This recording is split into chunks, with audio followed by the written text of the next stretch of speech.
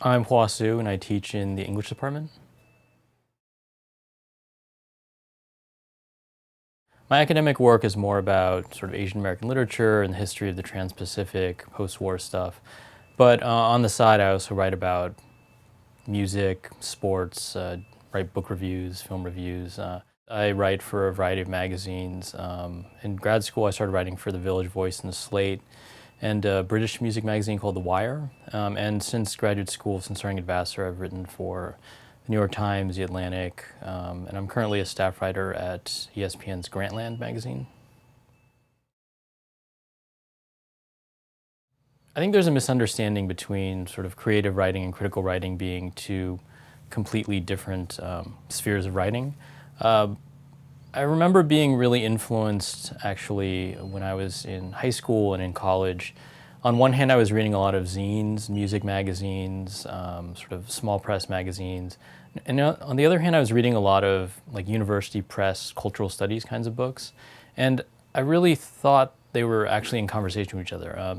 It just seemed as though everyone was interested in this sort of unpredictable juxtaposition of ideas and images, sort of the collapsing of high and low culture. So I actually think there are a lot of spaces for creativity within critical writing, within academic writing, and that's something that I'm really interested in.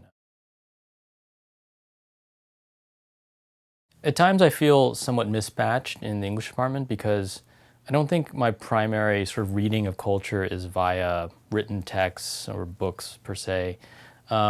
Maybe it's just because I grew up in the late 80s and 90s in the heyday of cultural studies, but it seems as though anything can be read or sort of unpacked as a text, and that can kind of lead to its own complications. But I'm just really interested in sort of finding the mythologies and the narratives that sort of underlie the way we access culture and the way we allow ourselves to imagine sort of what culture can do, but also the limits of that imagination as well. So I think if we think about a novel as a container of ideas, then a song or even a sporting event or an athlete's career or a film, all of these are also containers of similar ideas. And so I think I try and approach everything with a similar kind of scrutiny, even if at times the juxtapositions might be kind of untraditional. I mean, I think one of the intersections between my interest in music and my interest in writing is sort of awareness of rhythm.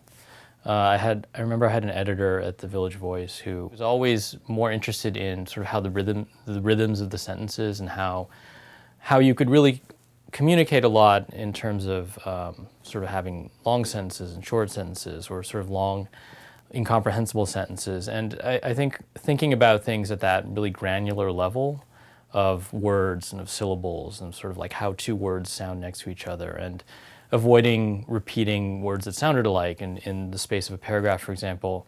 I think that's something I actually got from listening to music and paying attention to details of arrangement, or if a single note had been left off key or things like that.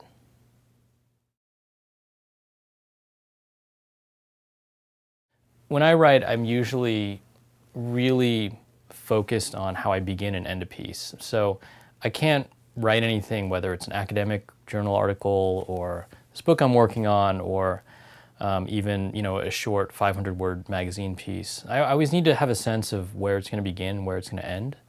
And once I figure out sort of how I want the beginning to sound, I start just writing different body paragraphs. And then there are a few hours of struggling to figure out like what the right sequence of ideas might be to persuade the reader in the most efficient way.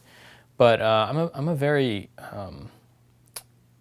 it's very scattered, my writing process, and I think the revision process is really important in that way, because I don't really write pieces in a very linear way, and I think part of how I use that in the classroom is, oftentimes you think you know what the thesis of your essay is going to be, but you really need to write it and then go back and read it and think about whether or not you've proven the point you intended to prove, or whether you've actually written something far more interesting.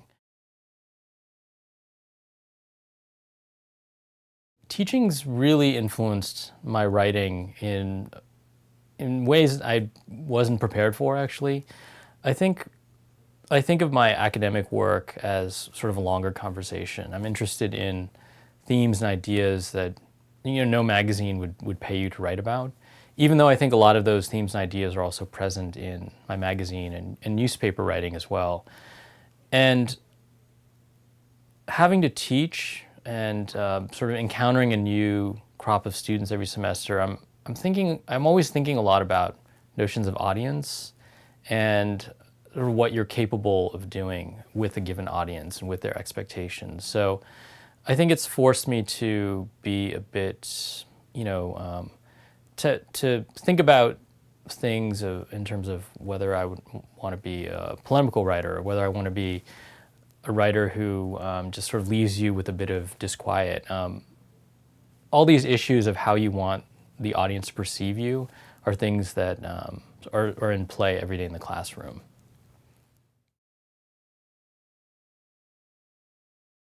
I think there is this sort of ongoing tension, this perception that what we learn in the classroom, what we teach in the classroom is, kind of useless once you go out into the real world. And I think it's a real anxiety, and it's something that people are talking about more and more now with sort of the humanities in peril and things like that. But I actually think that the skill of writing and of being able to, size up your audience to figure out how best to make an intervention, to figure out the most efficient way to persuade someone of something, and mostly how to translate ideas. How to get someone to think about a critical idea. To think about Marx or something without having to drop that name and instantly sort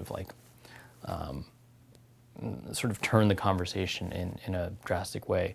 I think that skill of being able to translate ideas for a wider readership, or even just to explain things that I think in the academic world would require a lot of qualification or a lot of citation work, is something that I find very useful sort of out in the real world. But I think for students as well, it's important to keep in mind that that's one of the things you're learning sort of how to do, is to take a lot of the things you that are abstract and theoretical and not only find application, but explain to someone why these ideas are interesting or important.